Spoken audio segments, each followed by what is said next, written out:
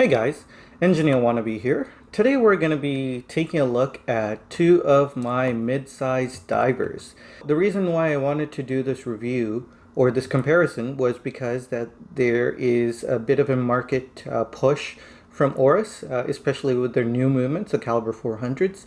They're starting to compete directly with Tudor. And I wanted to take a look and see if they are able to compete. So Oris here would be the underdog, while Tudor would be the established, more prestigious brand, at least in the public's perception right now. But anyway, let's get down to it. Let's go and talk about the dimensions. Let's look at the Black Bay 58 real quick. This is 39 millimeters in diameter. It is around 47.5 millimeters lug to lug. It is 12 millimeters thick, and the lug width is 20 millimeters. So as for the Oris, it's a bit more complicated. The dimensions don't tell the whole story because it's an integrated bracelet design. But let's start with the diameter. It's supposed to be 39.5 millimeters, but I measured this a little under that, so you might as well say that this is 39 millimeters as well. The lug to lug is 46 millimeters. And the thickness here is a bit of an anomaly. It's 14 millimeters, but that's because this is a different model. This is the Clean Ocean, and it has a plastic medallion in the back here, so that kind of added to the thickness. A General Aquis is around 12.5 millimeters thick, and this one, however, is 14 millimeters thick. The lug width here is the complicated part. From the extremity of the lugs to the extremity of the lug, it's 22 millimeters. The bracelet starts here at 21 millimeters and tapers down pretty aggressively. Let me double check. The tapers down to 15, a little over 15 millimeters. So basically from 22 down to 15. The taper on the Black Bay here is down to 16 if I'm not mistaken. Yeah, so it's down to about the same overall, so a little under 16 millimeters. So taking a look at the case finishing, they're quite different here. The Tudor has a brushed top with a beautiful bevel along the sides of the lugs, and the sides of the watch is high polished. The crown has the Tudor Rose logo, and you have an aluminium or aluminum bezel here at the top. The sapphire crystal. The Oris also has a sapphire crystal, however you have a ceramic bezel here.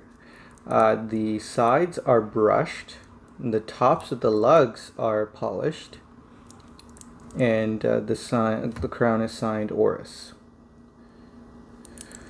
You have crown guards on the Oris Aquis, but not on the Tudor. The crown guards on the Oris are user replaceable, or at least manufacturer replaceable.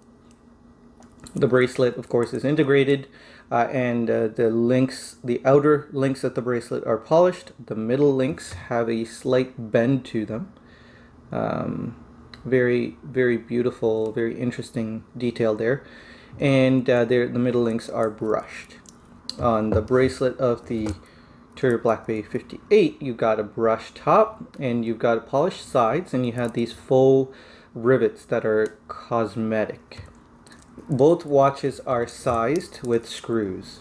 So the screws on the Tudor are a bit more substantial than the ones on the Oris. With the Oris, you should be a bit more careful. As you can see, they're really tiny screws, and they do go a bit crazy on the Loctite. So be careful when sizing the Oris. The Tudor generally has never, none of the Tudor bracelets have given me any trouble, but make sure you always use the correct size screw. So the two bezels, the bezel actions of these two watches are very different, but they're both very satisfying. So they're very nice bezels. The Tudor is a 60 click. The Oris is a 120 click. I had already mentioned that the bezel insert here is aluminum or aluminium on the Tudor, and on the Oris here it's a ceramic bezel. Neither bezel is lumed except for the pip at the 12 o'clock. So let's take a listen to the Tudor bezel.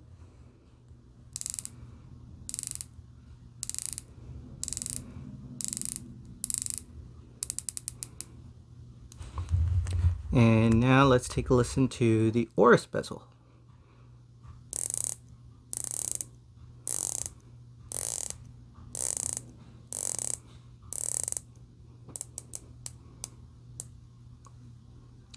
They both line up very well. One neat thing about the Tudor's bezel is the fact that there's a bit more resistance at the 12 o'clock position. So you kind of know when you've hit the 12 o'clock position even if you don't look at the watch. Well, there's no such feature with the Oris. So that's really nifty with the Tudor here. So let's throw them on the wrist right now. So here we have the Oris Aquis. The beautiful turquoise dial.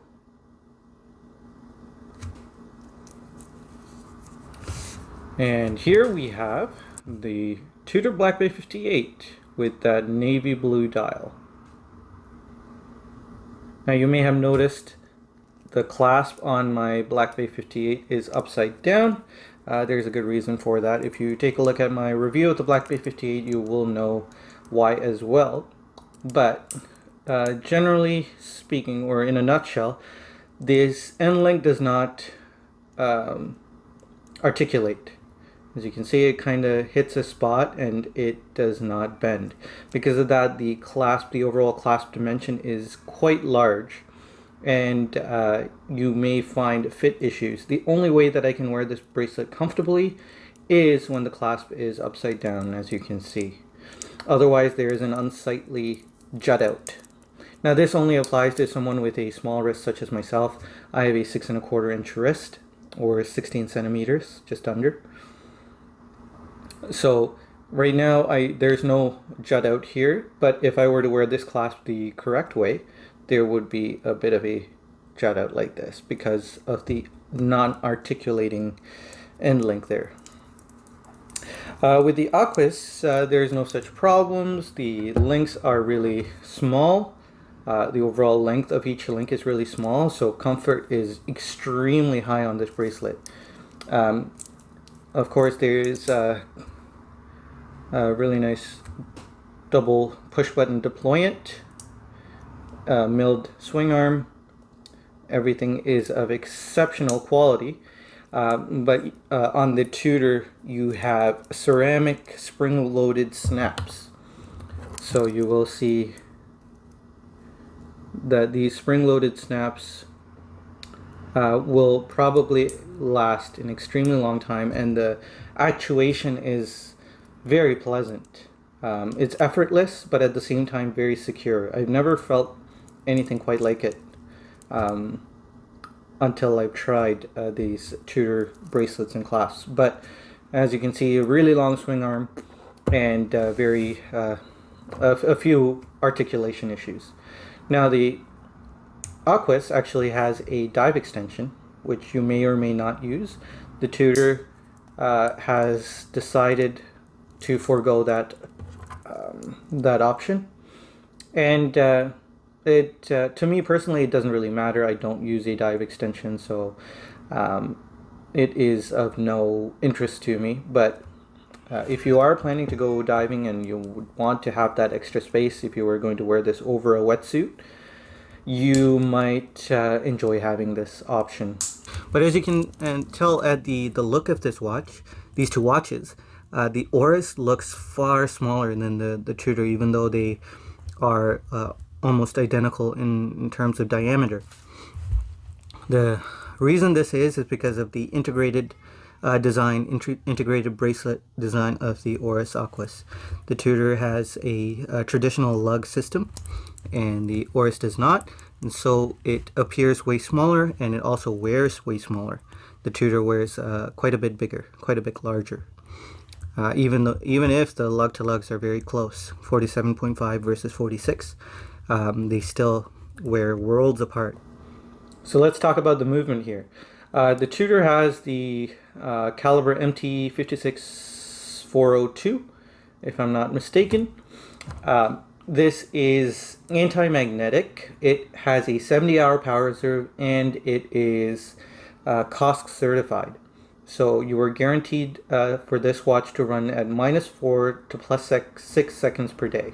Overall, I've had a very good experience with this. It's very stable. I do not get a huge delta when it comes to positional storage or anything like that. However, I am getting it at -4 seconds per day. Now with the Oris, if I'm not mistaken, you are expected to get it between -15 to +20 seconds per day. That's the tolerance. Chances are you will get a better example than that.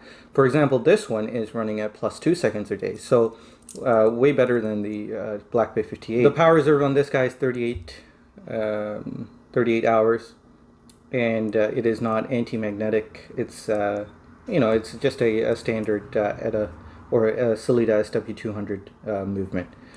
Now, if you were to go with a caliber 400 based Oris Aquis, you're going to get a 10-year warranty. You're going to get anti-magnetic properties, and you'll also get 120-hour power reserve.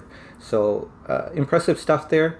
However, you're going to be paying quite a premium over the Tudor as well. So at the time of recording this video, the Tudor in Canadian dollars is around $42.10. The Oris Aquis Clean Ocean, if you can find it, as it was a limited edition, if you can find it, it's going to be at around 2,900 Canadian. So they're not too far apart, about a little over $1,000 apart. So especially with the rising prices of the Aquises, these are going to be competing against each other very soon. I failed to mention that with the Tudor you do get a 5-year warranty. With the Oris you get a 3-year warranty with registration.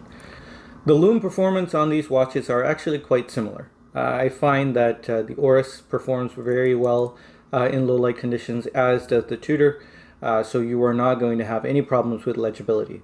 The dial of the Oris is far more dynamic. It looks very complicated as well. There is a date cutout that's been well integrated into the 6 o'clock position. Of course, the Tudor is a dateless model. As far as anti-reflective coating, I think they're about the same. There's about the same amount of glare when you're holding it into the sun. Alright guys, well that's it. Let me know what you think. Always remember guys that time is short. You are precious, you're valuable, and you're worth it. And I appreciate you. But anyway guys, I will see you in the next video. Until then, take care and stay safe. Bye guys.